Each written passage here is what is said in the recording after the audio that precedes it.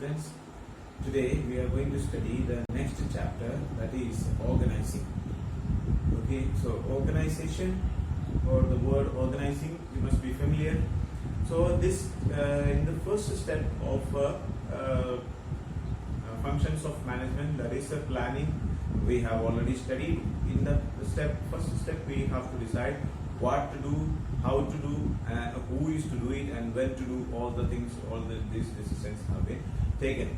Now next step that we have to do is organizing. So there are different types of activities have to be performed, and we will make a grouping of the activities and making proper relationship between the different activities to be performed.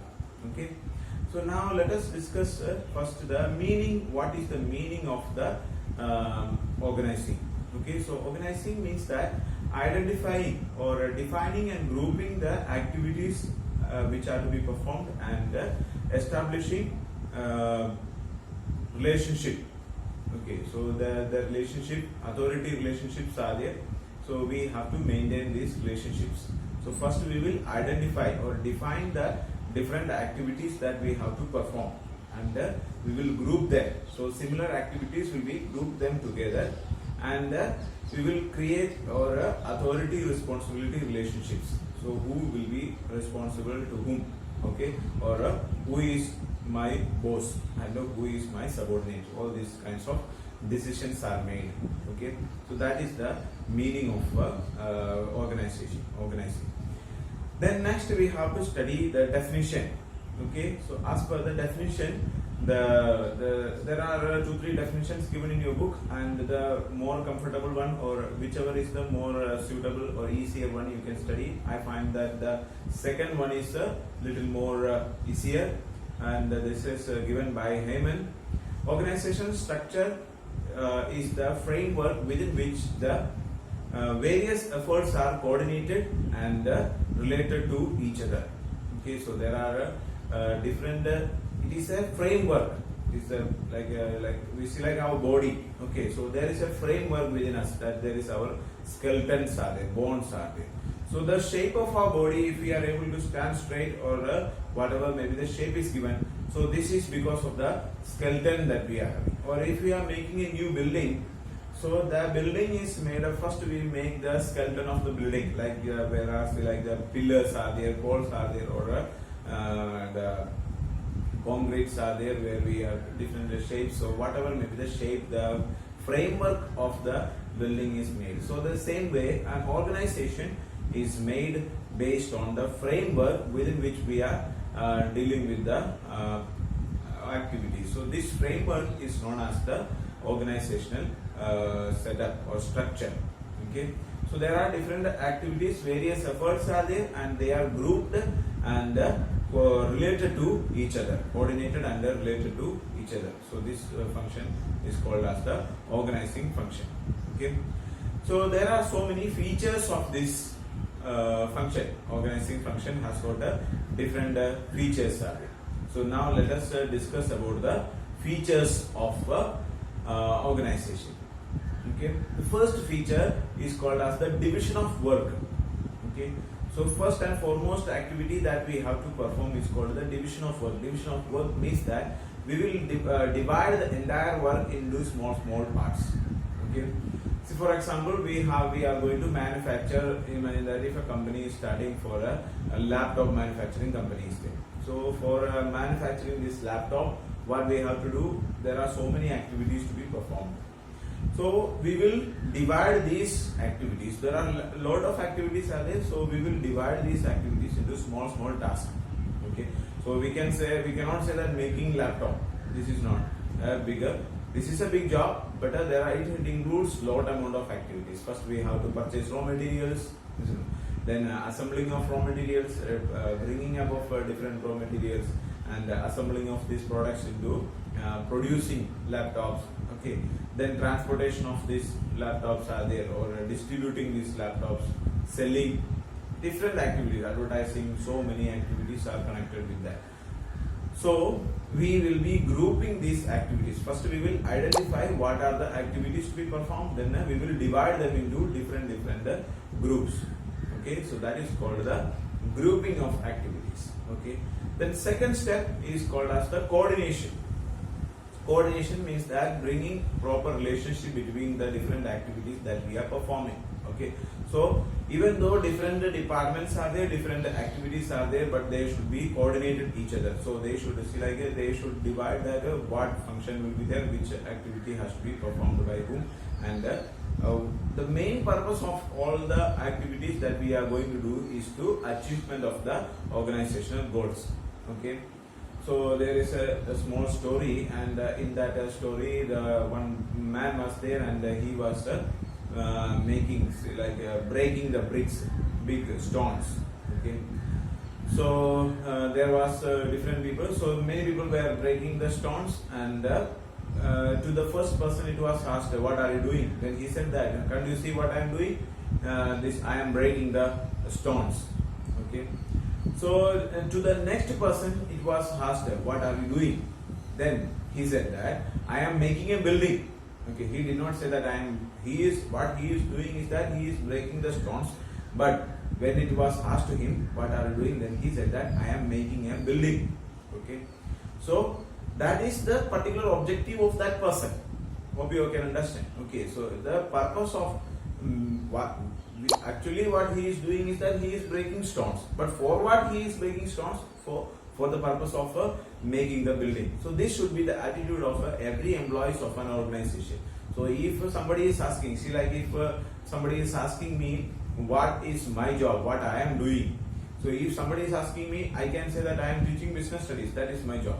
But that is not the job. So I can say that I am developing a new citizens, so new group of citizens, or bringing up a new future for the children. So that is the effort. So the school is, what the purpose of the school is that bringing up new citizens, or very educated and qualified citizens for the country. So that is the work of the school, and I am becoming a part of that. So making new future managers, or creating future managers, or creating future citizens. So that is the job of a teacher, and every teacher in our school is doing the work of making new citizens and educated citizens.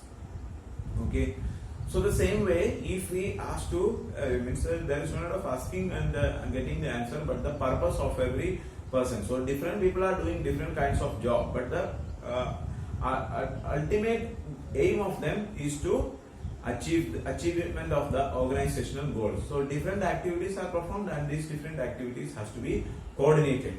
Okay. Then next step that we have to study is the plurality of persons. So the third step is called feature is known as plurality of persons. Only one person is there, then there is no need of organizing. Okay.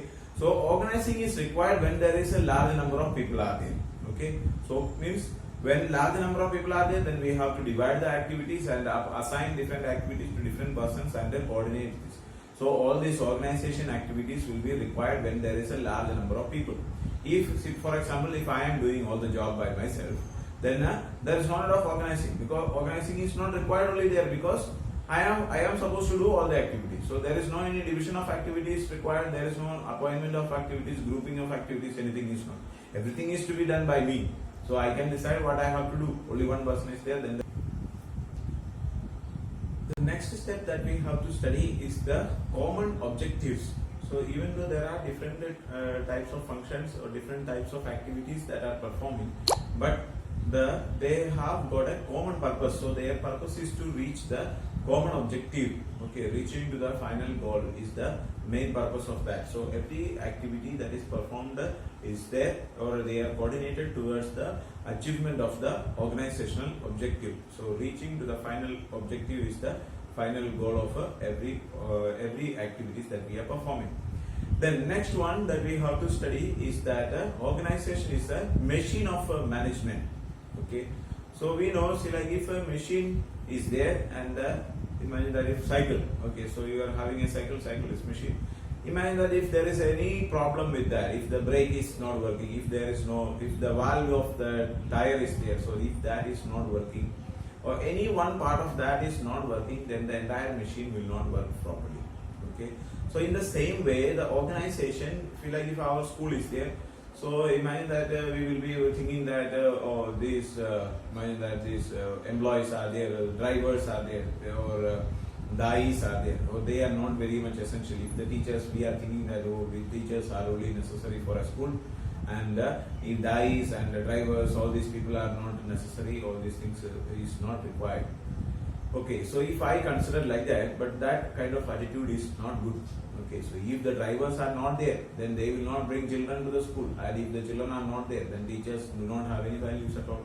Means, if when the children are not coming properly, then there is no any meaning of the teachers. Okay, or the guys are there, they are cleaning the job, or they are like if somebody is like vomiting or anything like that is happening, then suddenly they come and do the service. So at the time of requirement, the teachers are teaching, and if the classroom is neat and clean, then only we will be able to have a good teaching experience there. If the class, like you are having lunch there in the class and dropping all the food waste and all there, and after that if you are coming and sitting in the same class, and one day if it is happening, then nothing may happen. Okay, but if the same thing is happening again and again, so one day they are not cleaning, next day also it is not cleaning, after 1 week also it is not cleaning, then it will start smelling. So you will not feel comfortable to sit inside the class, and we will not feel comfortable to teach in the class. So then the teachers may have to clean up the room. So then only we will come to know that what is the importance of a guy there, or anything there. So means whatever, or the peon there, or what office staff is there, different people are there in the organization, but everybody is having different importance are there, and all of them are having important role. And if anybody is not functioning, any work is not done properly, then it will affect the entire business, entire organization. Okay, so that is why the organizing is considered as a machine. Means a machine means that if any part of the machine is not working properly, then it will affect the entire processing. Okay, so if you are having cycle, and if the chain one screw of the chain is gone, then that chain will break, and you will not be able to ride the cycle. Okay, or any type like brake is lost, or any kind of problem is taken, then the entire functioning of the organization will not go smoothly. So these are the features of the organizing, and we have to study this one in detail. Okay, that's all about it, and remaining questions we will study in the next class. Thank you so much.